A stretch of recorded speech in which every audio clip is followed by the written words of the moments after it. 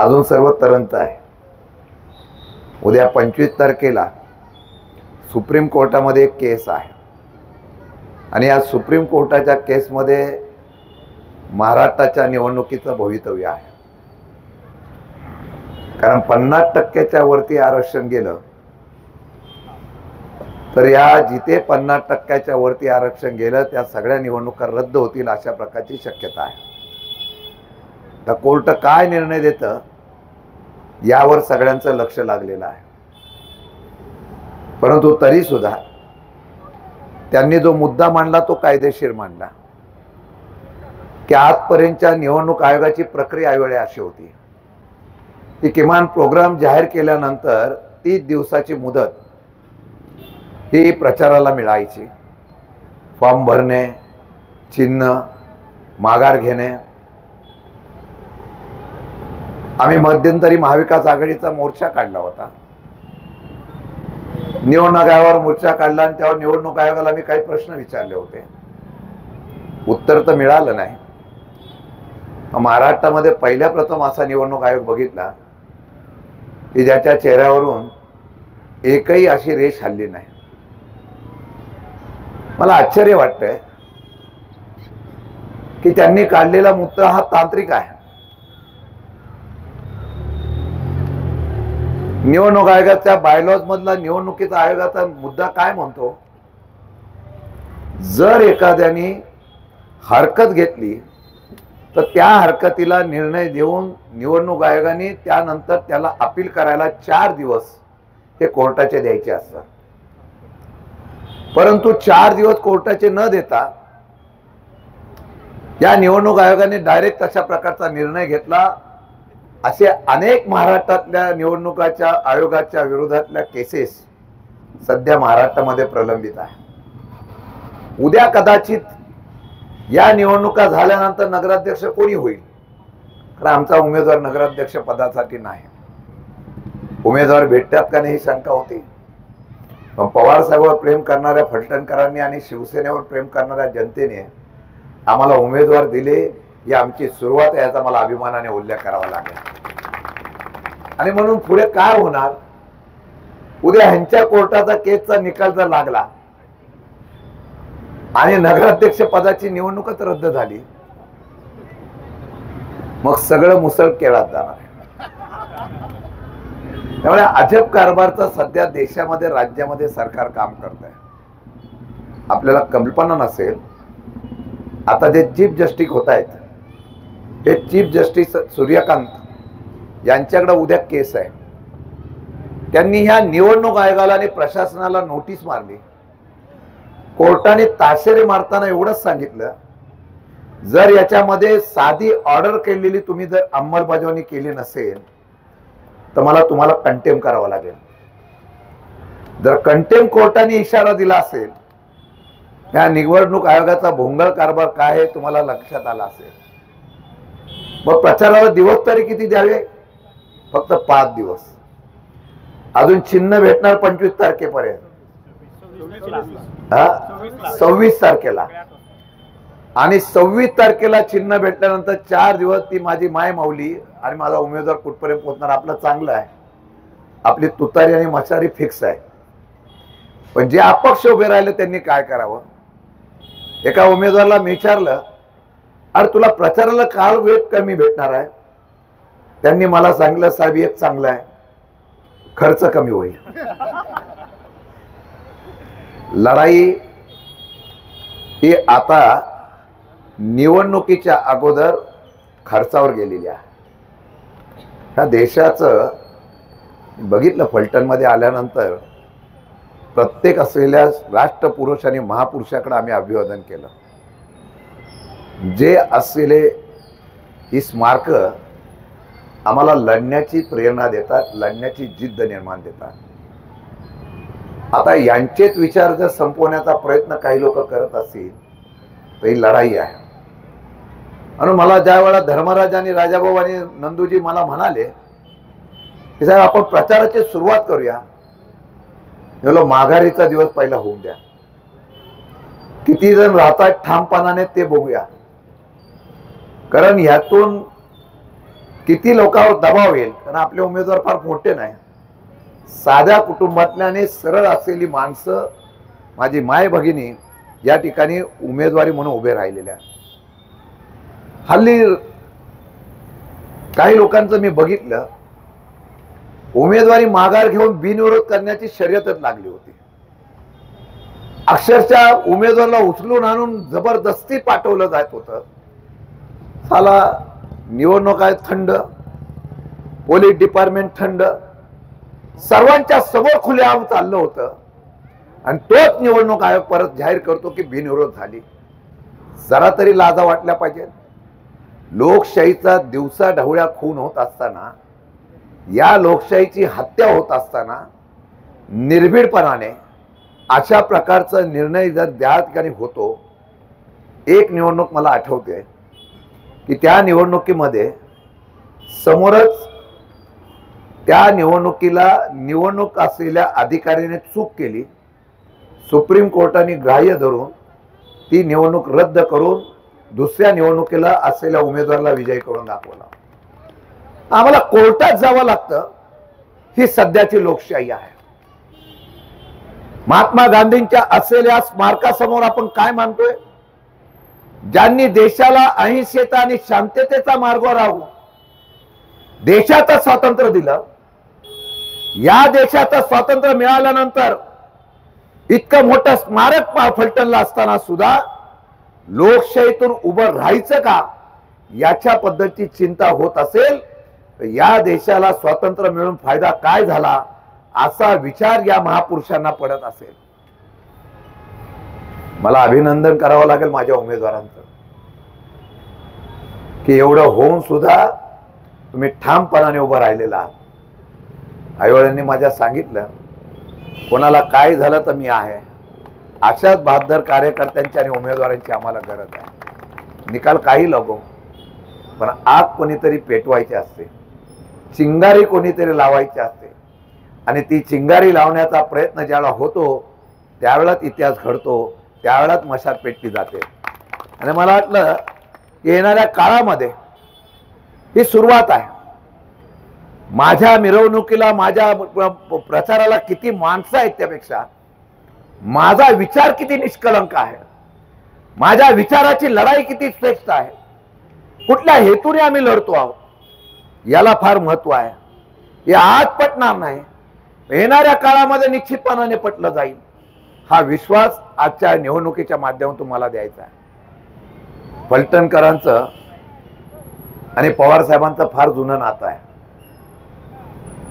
फलटणचा वेशीवरच असलेली बारामती आणि पवार साहेबांचा जीव असलेला फलटण एक वेगळं समीकरण आहे. त्या फलटणच्या विकासामध्ये पवार साहेबांच्या असलेल्या योगदानाला कधी फलटणकरांनी विसर पडलेला नाही.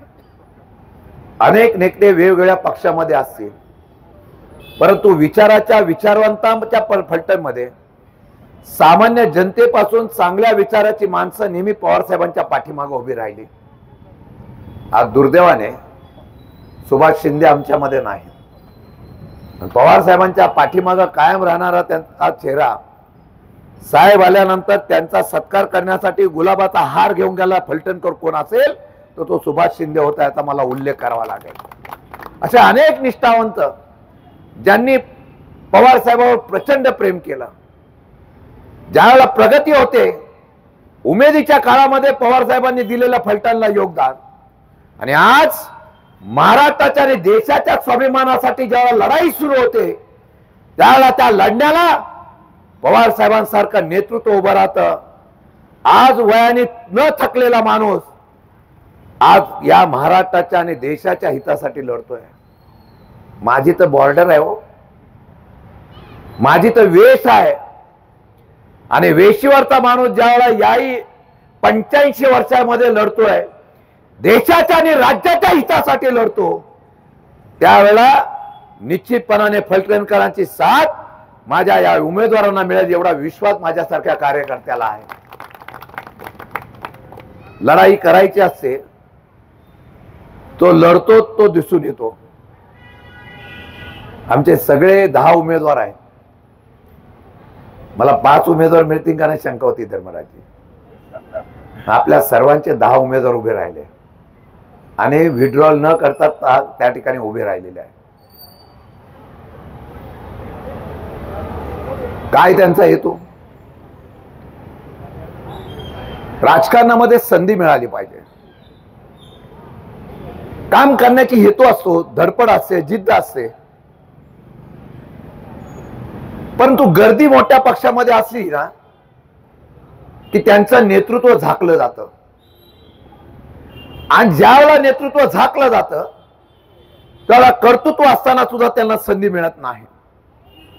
मग ही संधी मिळण्याच्या संदर्भातली संधी महाविकास आघाडीच्या तर्फे मिळाली.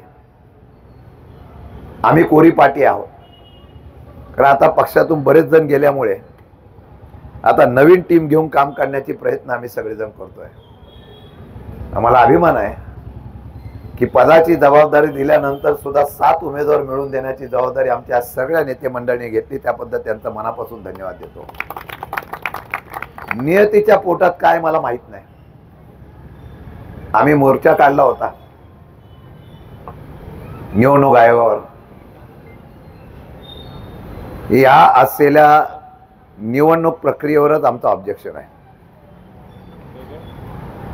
मी काल बीडला होतो, जामखेडला होतो. लोकशाही कुठे मी शोधतोय. इथं पहिली होती का नाही मला माहित नाही, पण लोकशाही आम्ही ठोकतोय. सामान्य माणसाचा आवाज असलेली लोकशाही आम्ही शोधतोय. सत्तेमध्ये आम्हालाही जाता आलं असो,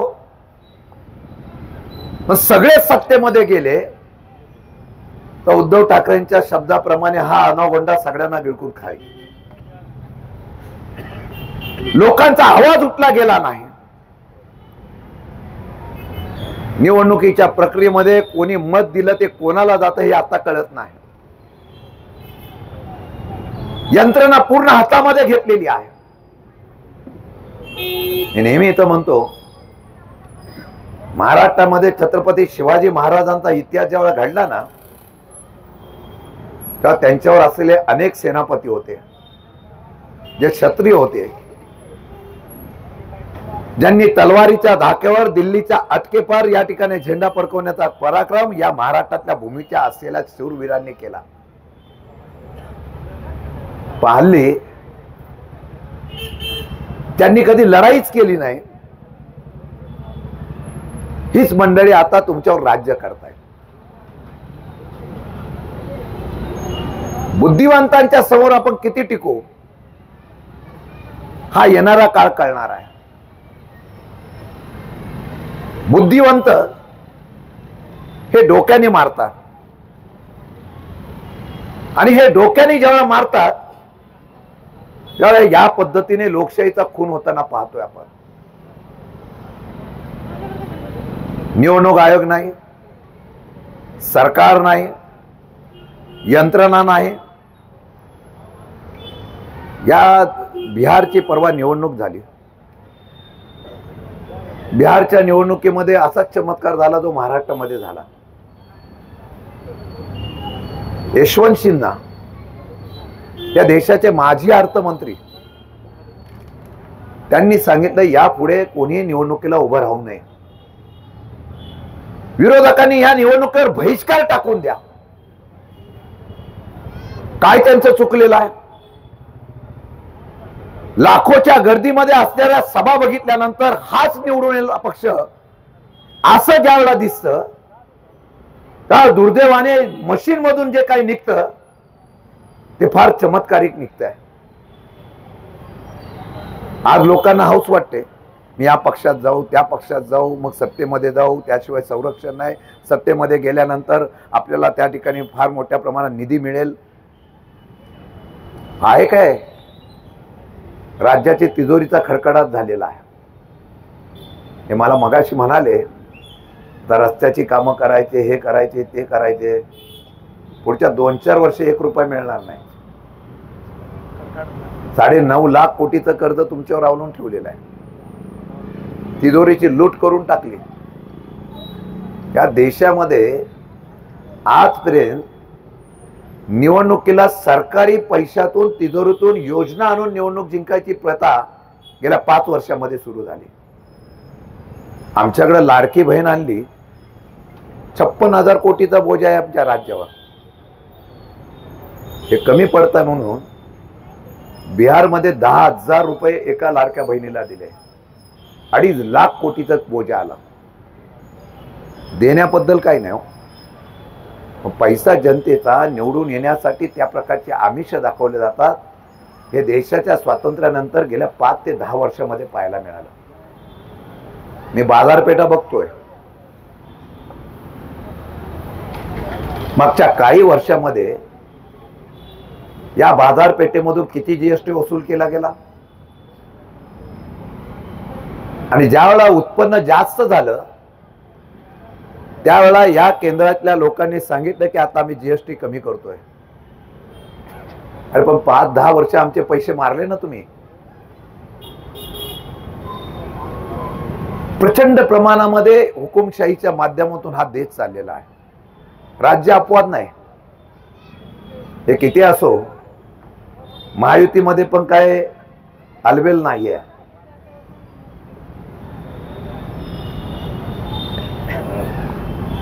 प्रत्येक जण ते प्रत्येकाला दाबण्याचा प्रयत्न करतोय, आणि आपल्या अस्तित्वासाठी काही लोक, काही पक्ष त्याप्रमाणे धडपड करताय. आपण जर या निवडणुकीमध्ये जिंकलो नाही तर महाराष्ट्रामध्ये आपला असलेला मित्र पक्ष आपल्याला संपवतो, आणि तो जर संपून गेला तर आपलं अस्तित्व संपेल या भीतीपोटी आता निवडणुकीला वेगवेगळ्या प्रकारच्या पक्षफोडी सुरू झालेल्या आहेत. आमचं बरं आहे, आमच्याकडे फोडणारेच कोण राहिलेले नाही. त्यामुळे नवीन लोकांना घेऊन इतिहास करण्याची जिद्द करणारे आम्ही कार्यकर्ते आहोत. मी फलटणकरांना एवढंच सांगतोय, कदाचित माझा आवाज पोचेल. बऱ्याच वर्षांनी बोलण्याची संधी फलटणला मला भेटली. मी मनापासून फलटणकरांना विनंती करणार आहे की देशाच्या राज्यकारणामध्ये आता हुकुमशाही तर आहे, पण भांडवलशाही आलेली आहे. व्यावसायीकरण फार मोठ्या प्रमाणात आलेलं आहे. फलटणच्या असलेल्या विकासाला, फलटणच्या बाजारपेठेला, बेरोजगार तरुणांना, शेतकऱ्यांना, ही बाजारपेठ कधी फुलेल की शेतकऱ्यांना योग्य भाव मिळाला, शेतकऱ्यांना न्याय मिळाला तर ही बाजारपेठ फुलेल ना. शेतकरी तर मरतोय. बेरोजगार तरुणांची फौज उभी राहायला लागलेली आहे. तुम्हाला मी आज सांगतो, अगदी प्रामाणिकपणाने सांगतो, माझा आवाज जिथे पोहोचत असेल तिथपर्यंत सांगतोय, एक दिवस असा येईल, एक दिवस या देशामध्ये सुद्धा क्रांती होईल. आणि क्रांती एवढ्या मोठ्या प्रमाणे होईल जशी नेपाळला झाली, जशी काल झालेल्या मेक्सिकोला झाली. बेरोजगार तरुण आणि भ्रष्टाचाराच्या विरोधामध्ये ज्यावेळेस जनता रस्त्यावर उतरेल तर राज्यकर्त्यांना या देश सोडून पळून जावं लागेल. अशा प्रकारची परिस्थिती भारताच्या बाहेर झाली तशी भारतामध्ये सुद्धा होईल. आणि म्हणून या संदर्भामध्ये कोणीतरी आवाज उठवला पाहिजे. तो आवाज लोकशाहीच्या डॉक्टर बाबासाहेब आंबेडकरांच्या संविधानाचा उठवला पाहिजे. म्हणून ही लढाई सुरू करण्याचा प्रयत्न आमच्या 10 शिलेदारांनी केलेला आहे. मी फलटणकरांना विनंती करेल, नवीन कोरी पार्टी आहेत सगळ्या, बरेच वर्ष ह्या पक्षात त्या पक्षात, या गटात त्या गटात नगरसेवक नसलेल्या या पार्ट्या आहेत. एक संधी फक्त ह्या कार्यकर्त्यांना द्या आणि एक संदेश पाठवून द्या. त्यांना एवढी मस्ती आली ना की त्यांना आता आम्ही देश घेतला, राज्य घेतला, आणि आता आम्ही ग्रामपंचायत, नगरपालिका, महानगरपालिका, जिल्हा परिषद, पंचायत समिती आम्ही आमच्या ताब्यात घेऊ. मला सहज विचारलं जातं, सातारा जिल्हा यशवंतराव चव्हाणांचा जिल्हा, त्या जिल्ह्यामध्ये आता काय होणार? सगळीकडे भाजप भाजप होते, ते सगळे भाजपमध्ये गेले, सगळे मित्र पक्षात गेले. तुमचं काय होणार? उद्या योगायोगाने यशवंतराव चव्हाण साहेबांची पुण्यतिथी आहे. अनेक लोक येतील, नतमस्तक होतील, पण चव्हाण साहेबांचे विचार शरद पवारांनी जपले आणि शरद पवारांचे विचार जपण्याची परिस्थिती ह्या आमची आहे. आणि मी आपल्याला एवढंच सांगतो, की चव्हाण साहेबांच्या या सातारा जिल्ह्यामध्ये ज्यांना हा गर्व झालाय ना सत्तेचा, मला माहित नाही पण आता कळलं जातं की भाव फुटला गेलाय. पहिले उमेदवार फोडण्यासाठी भाव देत होते, आता उमेदवार फुटत नाहीत, आता लोकांना पैसे देण्याच्या बाबतीमध्ये. मी बघितलं येताना मग गेटवर चेक नाका लावलेला होता, कोण बॅगा घेऊन येतो का? आमच्याकडे आहेच नाही तर काय बॅगा घेणार तुम्ही? पण ज्यांच्या येतात त्यांच्या हेलिकॉप्टर येतात, विमानाने येतात, कशाने येतात, पोलीस आपलेच आहेत, त्यांच्या पण गाडीतून येत आहे. पण काल मी एका ठिकाणी बघितलं, मला एकाने सांगितलं आता डायरेक्ट तुमचा अकाउंट घेतला जातो आणि डायरेक्ट अकाउंट पे केलं जातं, म्हणजे तुम्हाला कोणाला सापडायची गरजच येत नाही. बरं, हे पुरावा घेऊन निवडणुकाकडे गेलो तर काय होणार आहे? ते तर ठंपत बसलेलं असतं. तुम्ही पुरावे द्या नाही तर न द्या. मी खरंच सांगतो हृदयापासून, आमच्या 10 शिलेदारांनी सुरुवात केली, माझ्या कार्यकर्त्यांनी सुरुवात केलेली आहे. चिंगारी कोणीतरी पेटवायची असते. ज्या फलटणमध्ये राष्ट्रवादी काँग्रेस पक्षाचा उमेदवार भेटेल का नाही, पक्ष उभा राहील का नाही अशी शंका होती, तिथे 7 उमेदवार भेटले. अंतर्गत लोकांचा पूर्णपणाने पाठिंबा आपल्याला याची मला कल्पना आहे. पण मी आपल्याला एवढंच सांगतो, सगळ्यांना विनंती करतो, विशेषतः ज्या चॅनलने या ठिकाणी घेतलं त्यांनी घराघरामध्ये पाठवा. ही लढाई राजाची आणि प्रजेची नाही, ही लढाई हुकुमशाहीच्या विरोधातली आहे. लोकशाहीच्या माध्यमातून हळूहळू ज्या पद्धतीने हुकुमशाही येते, अरे इथे इतक्या घटना घडतात. एक डॉक्टर आत्महत्या करते, खुलेआम या ठिकाणी जर दादागिरी गुंडगिरी होत असेल, न्याय कोणाकडे मागायचा? आमचा एक कार्यकर्ता बोलो कोण असेल तर मला सांगा, तो धाडसाने उभा तर राहिला ना. आता आमच्या माय भगिनीला कोणी जर त्या ठिकाणी दम दिला तर ती काय करणार आहे? तुझ्यावर मी आहे, कधी मला बोलवा, मी तुमच्यावर आहे. पण आपल्याला दादागिरी करायची नाही, पण आमच्या कोणावर दादागिरी होऊ नये एवढी माझी अपेक्षा आहे. ही लढाई आजही सांगतो, मी आज बोललोय, ह्या चौकातून बोललोय, अजून मला 2 वर्षांनी परत विचारा, मी जे बोललोय ते खरं जर ठरलं नाही तर मला या ठिकाणी 150 जाब विचारा. हळूहळू लोकशाहीच्या माध्यमातून लोकशाहीचा खून होतोय, सामान्य माणसाचा आवाज दडपला जातोय. सत्तेमध्ये असलेले मस्तीमधले आले सत्ताधारी लोकांच्या आणि सामान्य लोकांचा आवाज दाबण्याचा प्रयत्न करताय. प्रशासन गलत घात्र झालेला आहे. न्याय कोणाकडे मागायचा आहे? अरे हा महाराष्ट्र सरकार इतक्या पद्धतीने चुकीचं चाललेलं असताना सुद्धा, आणि अजून एक सांगतो, कदाचित त्याच्यानंतर मुंबई महानगरपालिकेची निवडणूक आहे. आत्ताच आकडे जाहीर करतात, मी 100 जिंकणार, मी 200 जिंकणार. आम्ही मुंबईला सुद्धा सगळीकडे जाऊन प्रचार करणार आहोत की जर मुंबई गेली ना तुमच्या हातातून, तुमचा महाराष्ट्र तुमच्या हातातून गेला, मग तुम्हाला छत्रपतींच्या असलेल्या वारसदार म्हणून मावळे लावण्याचा कोणाला हक्क राहणार नाही, हे मी तुम्हाला प्रामाणिकपणे सांगतो. आज 4थी मुंबई तारापूरला होते, मुंबईच्या वेशीवर असलेल्या गुजरातच्या बॉर्डरला होते. हळूहळू डेव्हलपमेंट काय होते? फलटणला रस्ता नाही भेटणार, फलटणला खड्ड्यातूनच तुम्ही जा, कारण पैसे भेटणार नाही. मग करोडो रुपयाची रस्त्याची विकासाची कामं आम्हाला भेटत आहेत. तारापूरला आता 4थी मुंबई करायचं जाहीर केलं मुख्यमंत्र्यांनी. तारापूर गुजरातच्या बॉर्डरवर, तिकडे फार मोठं एक बंदर उभं राहत आहे.